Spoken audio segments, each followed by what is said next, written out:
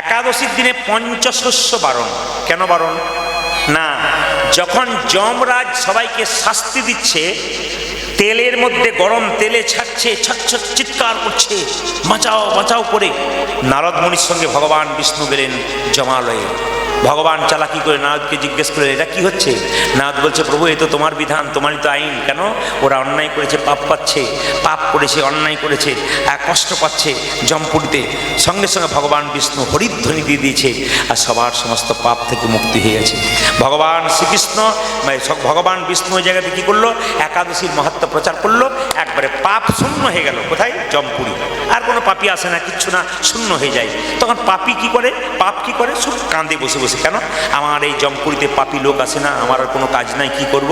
একদিন ভগবান বিষ্ণু দাঁড়িয়ে আছে, আর পাপ গিয়ে ভগবান বিষ্ণুর পায়ে আছাড় খেয়ে পড়লো। কে তুমি? আমি পাপ। বলে কেন? আমার যমপুরীতে আর পাপ নাই, সবাই একাদশী করছে, হরিনাম করছে, পাপই আসছে না কেন? আমি পাপ কোথায় যাব? আমাকে একটা জায়গা করে দাও।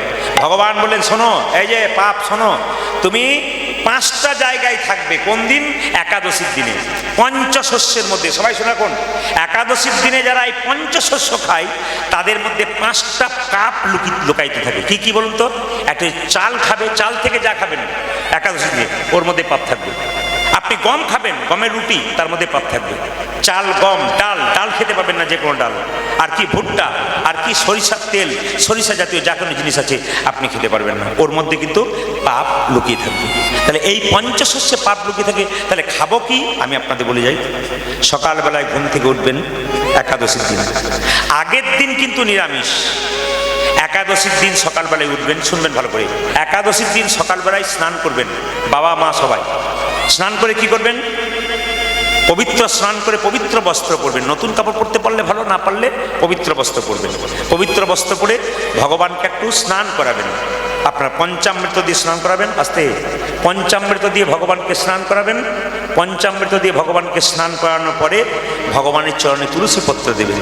যদি পারেন ভগবানের মঞ্জুরি দিয়ে একটি মালা তৈরি করে ভগবানের গলায় পরাবেন। যদি তাও না পারেন, তাহলে ভগবানের যে তুলসী গাছে যে মঞ্জুরি, ভগবানের এখানে দেবেন, মুকুটের জায়গায়। শাস্ত্র বলছে, যদি কেউ সোনা পরাতে না পারেন, তবে যদি কেউ তুলসী গাছের মঞ্জুরি গোবিন্দের মাথায় পরাতে পারেন, তাহলে সোনা পরানোর সমান হয়ে যায় ভগবানের কাছে।